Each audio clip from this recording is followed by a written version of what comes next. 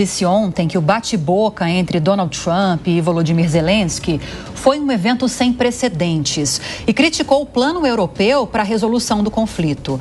Quem vai trazer agora mais informações, desdobramentos para nós lá dos Estados Unidos é o Eliseu Caetano. Bom dia, Eliseu.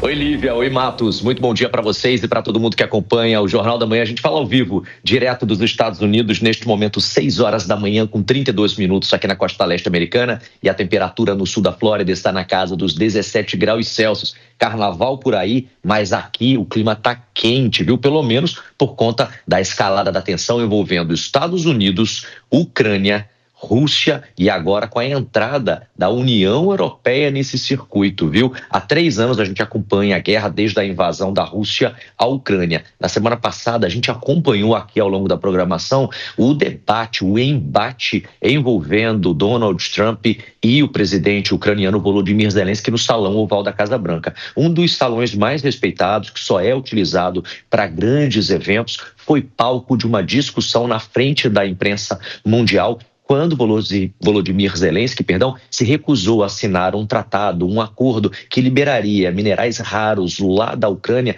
para a exploração americana em troca da segurança que o país teria prometido para ele e também, é claro, em contrapartida a tantos e tantos bilhões de dólares que foram enviados daqui para lá, algo que Donald Trump prometeu durante a campanha aos americanos cortar para tentar equilibrar a economia dos Estados Unidos. Só que agora outros fatores começam a entrar nesse circuito.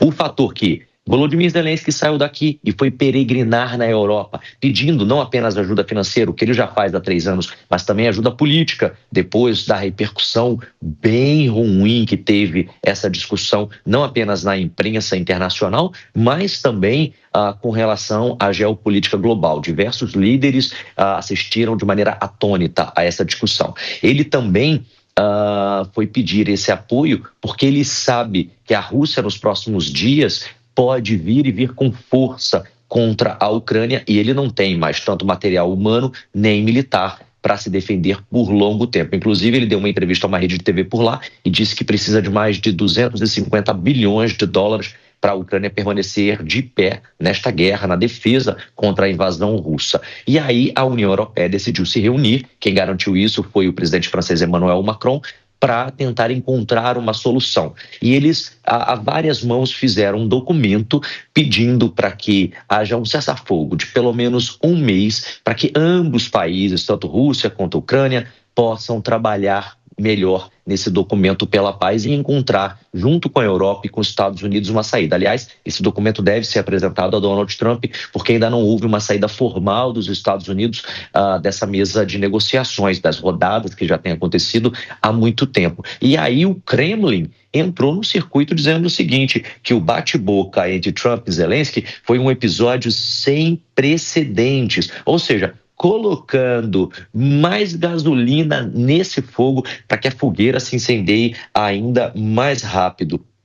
Volodymyr Zelensky atendeu a um chamado de uma rede de TV lá na Europa e deu uma entrevista. E nessa entrevista mesmo, onde, aliás, ele disse que precisaria de mais de 250 milhões de dólares, ele também garantiu o seguinte, quando perguntado sobre uma fala de Donald Trump de que o melhor a se fazer neste momento é a saída de Zelensky do comando da Ucrânia, ou seja, Volodymyr Zelensky desistir de ser presidente ucraniano e pedir para sair, ele disse que não sai não, viu? Que não é tão simples realizar eleições num país em guerra, que não é a melhor solução para a Ucrânia nesse momento, mas que ele aceitaria sair caso haja um documento pela paz e garantias de adesão da Ucrânia à OTAN, que é a Organização do Tratado do Atlântico Norte, que protegeria militarmente e também financeiramente o país nessa tentativa de reconstrução daquilo que ele imagina ser um pós-guerra com a saída dele da presidência. Ou seja, muitos elementos aí flutuando no mundo, tentando entender esse conflito e tentando encontrar uma resolução para esse conflito, né? Então a gente já tem o Kremlin se posicionando, os Estados Unidos com o pé para trás, fora dessa discussão, e a Europa tentando apaziguar. E a gente vai seguir daqui acompanhando, porque no decorrer dessa semana, apesar de ser carnaval aí no Brasil, a gente deve ter novidades desse assunto por aqui. E claro, eu volto ao longo desta edição do Jornal da Manhã e da programação da Jovem Pan News para a gente ir atualizando tudo. Com vocês no estúdio, Matos, Lívia. A cada dia uma novidade diferente, Eliseu Caetano. Obrigada, viu, pelas informações, até já. Vamos ouvir então os nossos analistas. Deise, começando com você. Nós temos então uma Rússia que em determinados momentos aplaude essa postura de Donald Trump nessa disputa, nesse bate-boca, e uma União Europeia que, por outro lado, apoia essa postura, essa resposta de Volodymyr Zelensky também nesse bate-boca e em outros momentos. E a gente até trouxe agora há pouco uma informação de que a União Europeia está querendo se armar, está querendo aumentar os investimentos em defesa justamente para tentar cobrir um vácuo provavelmente deixado pelos Estados Unidos no apoio à Ucrânia, no apoio aos ucranianos. Agora, nessa configuração, como é que fica a correlação de forças? Acredita que essa sugestão de um cessar-fogo de um mês possa vingar? O que você espera, hein?